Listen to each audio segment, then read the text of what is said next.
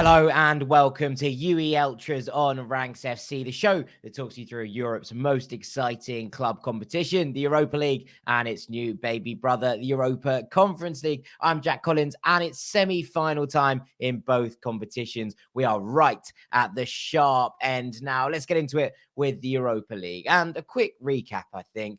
Frankfurt stunned Barcelona in their own backyard to reach this stage, knocking out the favourites in some style in front of a stadium which had been infiltrated heavily by Frankfurt fans. RB Leipzig went to Bergamo and punished Atalanta with a brutally clinical display. They're now favourites by almost any account. West Ham went depleted to Lyon and hammered the French side at 3-0 in a stunning performance at the Groupama. Declan Rice starring in the midfield. And Ibrox came up big for Rangers once again as they overturned a first leg deficit to Braga, although it did take extra time to force the tie over the line.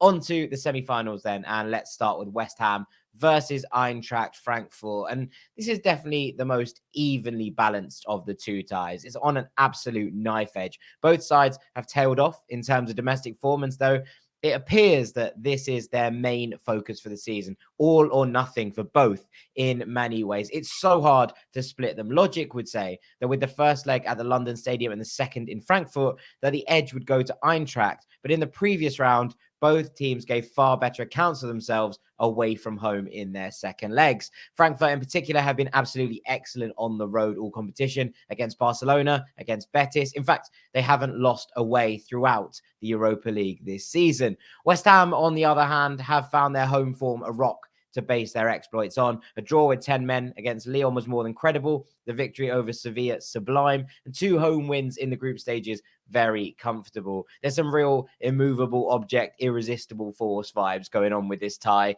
So how does it pan out?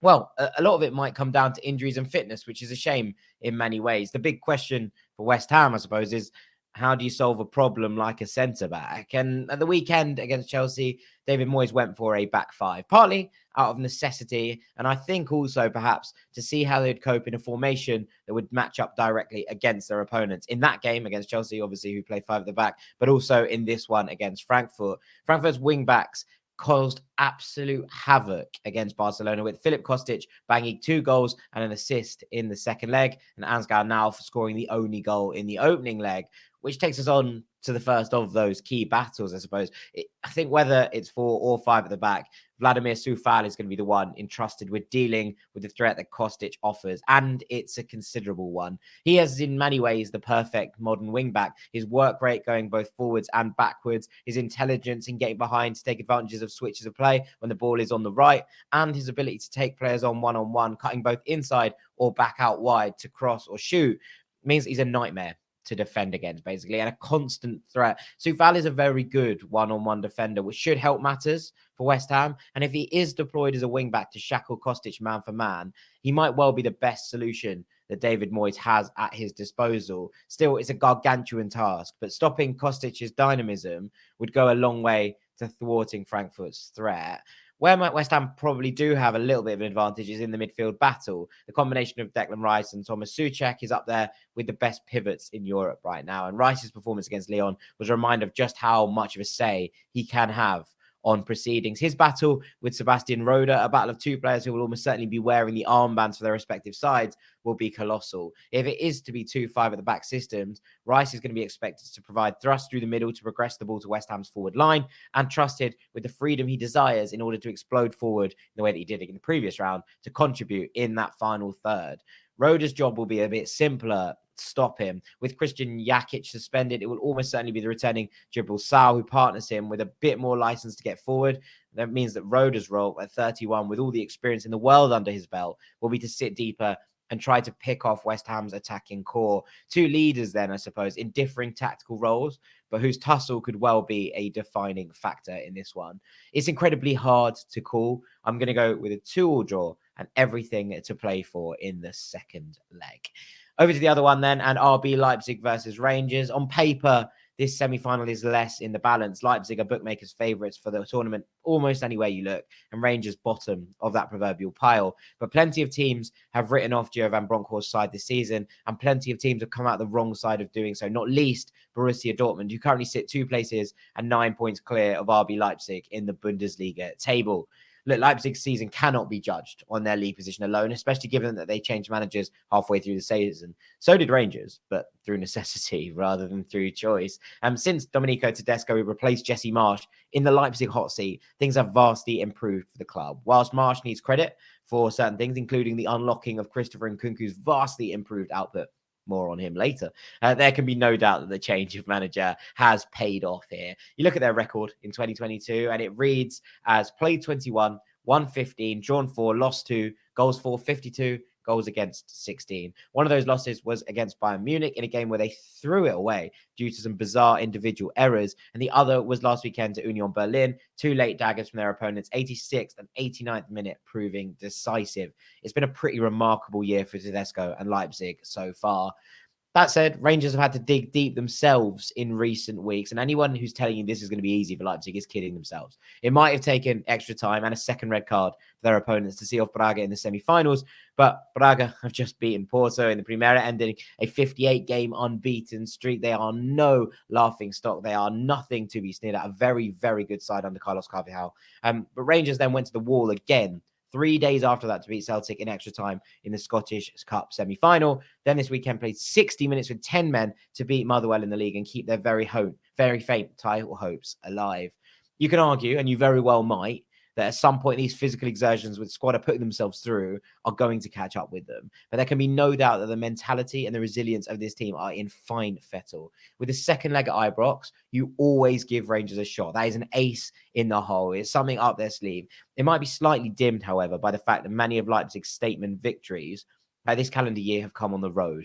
You look at that game, against Atalanta, you look at the game against Real Sociedad, you look at the game where they won 4-1 at Borussia Dortmund. This is also a Leipzig side who are used to atmospheres being hostile to them. They're a side well drilled in that German football famously does not like RB Leipzig, for better or for worse, and for reasons you can agree or disagree with. German football has not taken to them. They face a hostile atmosphere everywhere they go, and they will be used to the fire that they will be getting at Ibrox. I think the other key issue for Rangers, though, is that they're coming up against Christopher Nkunku, and takes us on to our first key battle. The Frenchman is having a Ballon d'Or quality individual season. His tally now stands at 30 goals and 20 assists in just 46 games. He's averaging a goal contribution every 74 minutes across the course of this season. He's just fundamentally absolutely brilliant in almost every single way. And that partnership up top with Andre Silva is a joy to behold. Silva doesn't always get the credit he deserves because his goal scoring record isn't brilliant this season. It was obviously last year at Frankfurt, but he's such a selfless player at Leipzig. He occupies space beautifully. He drags defenders around. He's a real physical handful. And Nkunku is one of the most intelligent footballers on the planet. He drifts into these spaces seamlessly, and he punishes teams with the array of finishes that he has at his disposal. Now, I think, or you'd imagine at the very least, that Rangers are going to look to Calvin Bassey to try and deal with this threat. Bassey came in with high pedigree from Leicester and kind of a high ceiling, but this season, the step up he's taken has been something quite special for me. Comfortable in the middle or out at left back. He might well play on the left here to offer a bit more defensive solidity across the back line and to drift a bit more as Nkunku does, with the two centre halves dealing with Silva's runs. It's easier said than done to try and stop Leipzig, but Bassey seems like Van Bronckhorst's best option to try and double up on that French star and shut his game down. Going forward, Rangers are in a bit of trouble with injuries here. Alfredo Morelos ruled out for the season, and now Kemar Roofe, who stepped in so brilliantly in that second leg against Braga, has also picked up an injury. Van Bronckhorst gave Fashion Sakala a run out of the weekend through the middle against Motherwell. There have been suggestions that he might play wide with Joe Aribo playing through the middle, whether as a false nine or just a kind of step-in striker. Rangers attacking thrust, as usual, though, will come down that left-hand side and through Ryan Kent. I thought Braga dealt with Kent quite well in the first leg, but as soon as the second opened up due to that red card, he began to cause his usual chaos. Leipzig's usual right centre-back, Mohamed Simakan, is suspended for this game, so either Nordi Mukiele or Lucas Klosterman should fill in, and potentially both, considering Willie Orban is also out. Using a 5 at the back and doubling up on Kent worked for Braga. So I wouldn't be surprised. Well, I wouldn't be surprised because that's how Leipzig play, but something similar here in terms of that doubling up, whether that be from a right centre-back and a centre-back, or pushing the wing-back further on in order to try and pin Kent in his own half. It's what Jan Couto did so brilliantly in that first leg.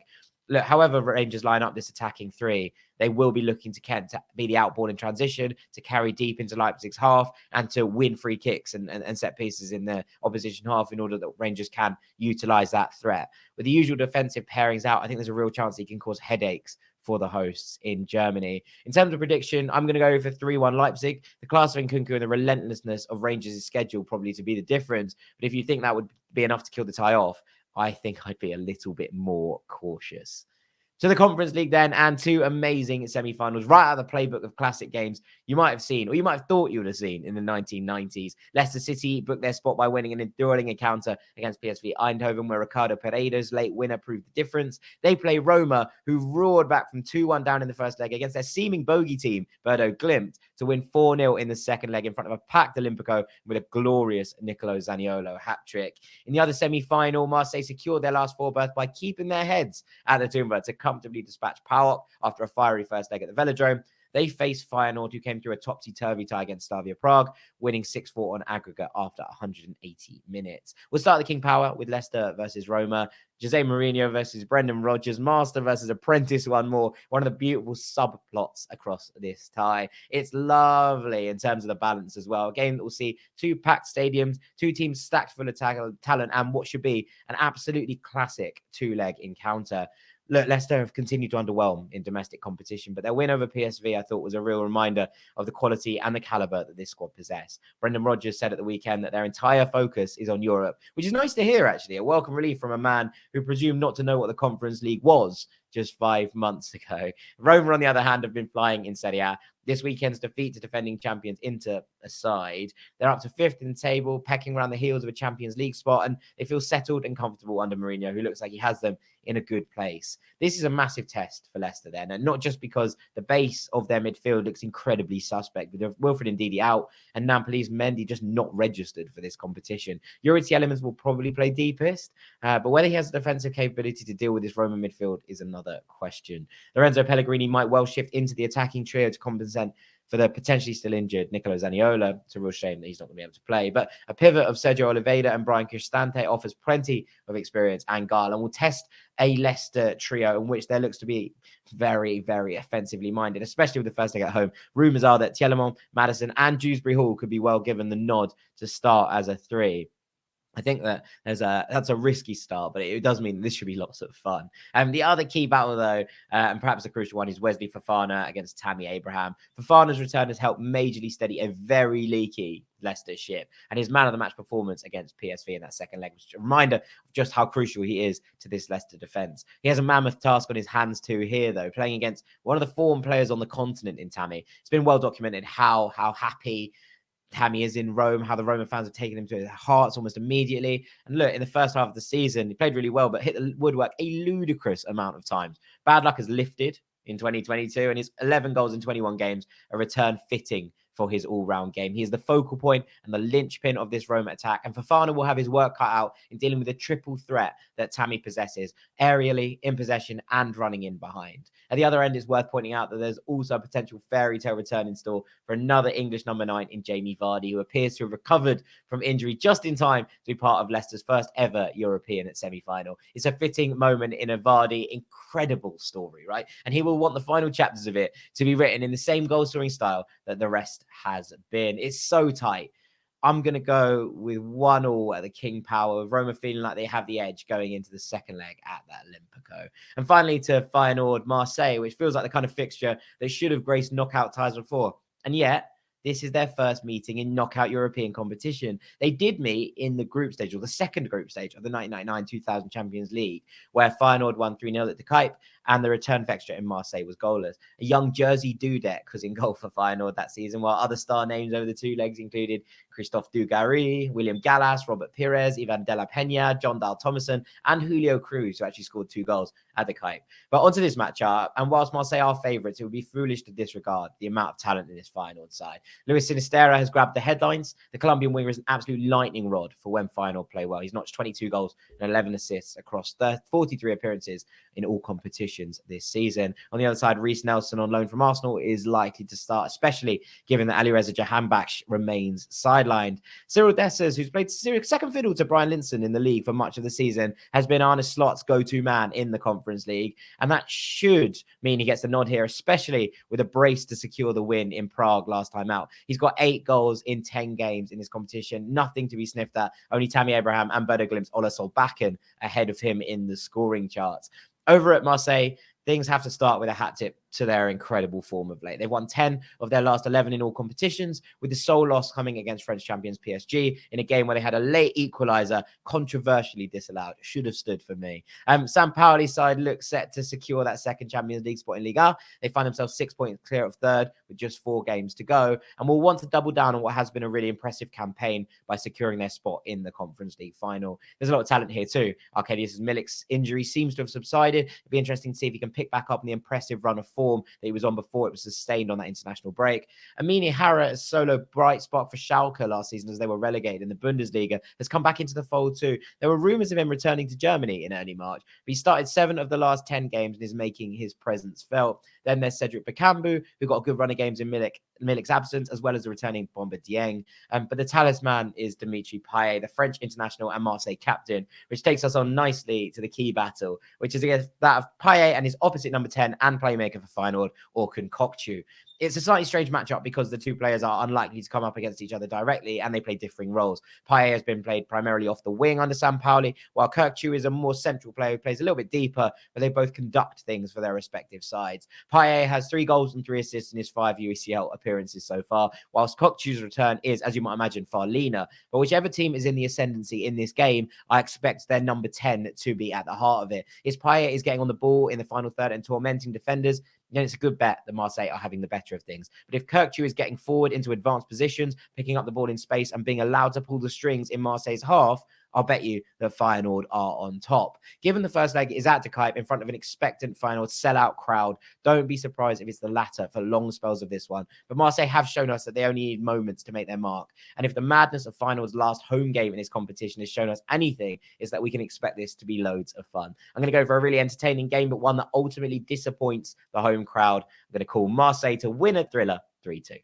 That's it from me today, gang. Thank you so much for watching. Please do share this with any and everyone who you think might enjoy learning more about these competitions ahead of what promises to be 4 incredibly entertaining games. Make sure you're subscribed to the Ranks FC channel down there and enjoy all 4 of the games on tonight. I have no doubt that, as ever, it's going to be absolute heaps of fun.